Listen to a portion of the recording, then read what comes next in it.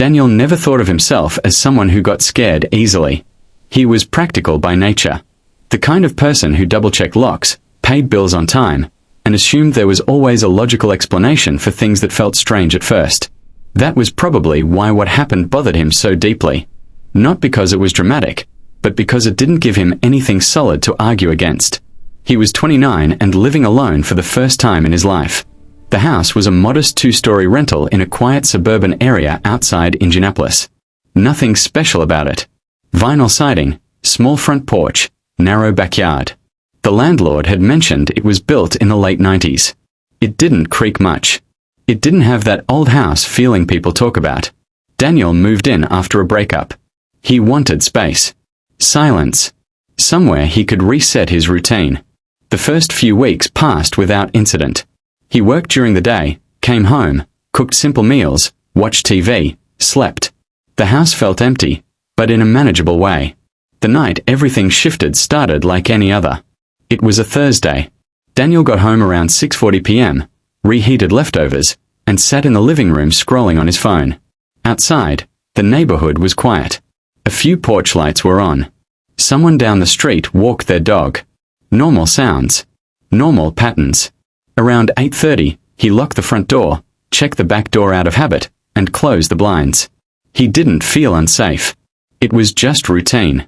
He showered, changed into a t-shirt and sweatpants, and went back downstairs. The television stayed on low volume. Daniel liked background noise. Silence made him restless. Sometime after 10 p.m., he noticed how still the house felt. The TV was on, but the usual small noises were gone. No cars passing. No wind against the siding. Even the refrigerator seemed quieter than usual. He ignored it. At 10:47, his phone buzzed. A notification from a group chat. Daniel replied quickly and put the phone face down on the table. That's when he heard something upstairs. It was faint. Just a short sound. Like a foot adjusting its position. Daniel froze, listening. Nothing followed. He told himself it was the house settling. He had read about that. Temperature shifts. Air pressure. He turned the TV volume up slightly and leaned back into the couch. 10 minutes later, the sound returned. This time it was clearer. A step. Not heavy. Not rushed. Just intentional. Daniel muted the TV. The house went completely silent again. He stayed seated, eyes fixed on the dark stairway leading up from the living room. The light upstairs was off. The hallway was pitch black. "Get a grip," he said quietly, more annoyed than scared. He stood up and walked toward the stairs. As he stepped onto the first step, the sound stopped.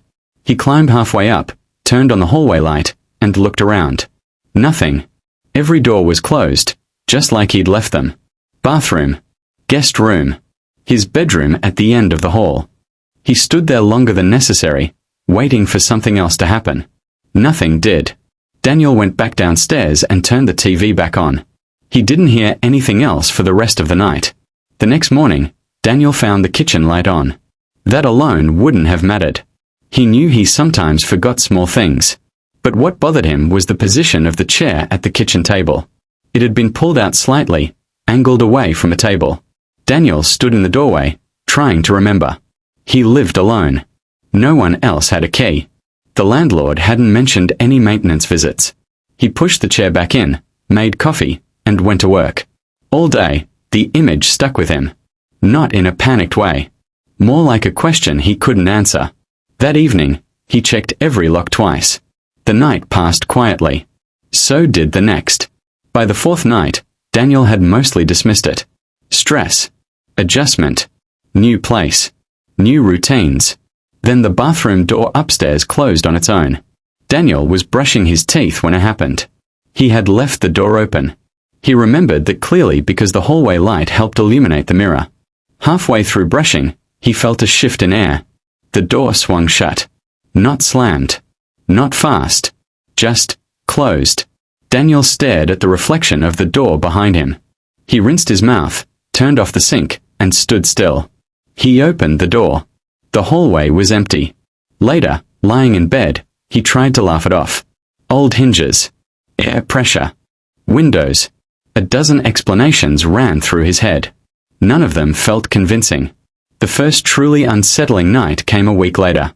Daniel woke up around 3:12 a.m. for no obvious reason. He didn't feel panicked, just alert.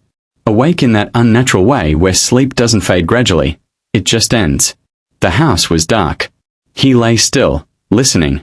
That's when he heard breathing. It was quiet. Slow. It took him a moment to realize it wasn't his own. The sound was coming from the hallway. Daniel didn't move. He didn't reach for his phone. He didn't even blink. The breathing stayed steady. After what felt like a full minute, it stopped. Then came the sound of a foot shifting its weight. Just once. Daniel's heart pounded hard enough to make his chest ache. He stared at his bedroom door. It was closed. He always closed it before sleeping. The handle didn't move. Whoever was outside didn't try to enter. They just stood there. Daniel counted his breaths in his head. He didn't know what else to do. Eventually, the presence moved away. He heard slow footsteps retreat down the hallway. Then the stairs. One step at a time. Daniel stayed awake until sunrise. In the morning, the house looked exactly the same. No doors open. No lights on. No signs of anyone else. Daniel called in sick to work. He walked through every room. Checked windows. Closets. Under the stairs. Everything was normal. He almost convinced himself it had been a dream. Almost. That night, he placed a chair against his bedroom door before sleeping. He told himself it was temporary. Just for peace of mind. Over the next few days, small things continued. Cabinet doors slightly ajar. The attic access panel in the hallway ceiling cracked open just enough to notice.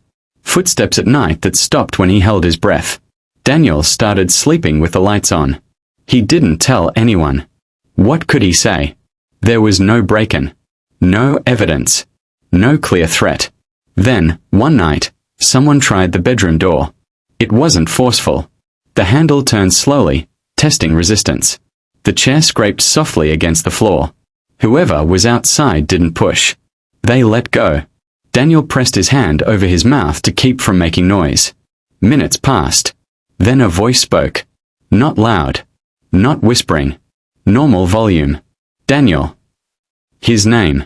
Spoken once. From right outside the door. Daniel squeezed his eyes shut. The voice didn't speak again. Footsteps moved away. Down the stairs. Out of hearing range. Daniel didn't sleep at all after that. The police came the next morning. They were polite. Professional. Thorough. They found nothing. No forced entry. No signs of occupation. No missing items. One officer suggested sleep paralysis. Another mentioned stress. They left. Daniel stood in the hallway afterward, staring at the attic access panel. It was open wider than before. He pulled it down. Inside, tucked behind insulation, was a thin mattress. Used. Warm. Daniel left the house that day and never returned. He didn't break the lease. He didn't collect his belongings. He didn't want answers anymore. He just wanted distance. A month later, the landlord called. He said the house had been vacant since Daniel left. But neighbors reported lights turning on at night. Footsteps upstairs. Someone standing at the window. The landlord asked if Daniel knew anyone who might still be inside. Daniel hung up. He blocked the number. He never went back.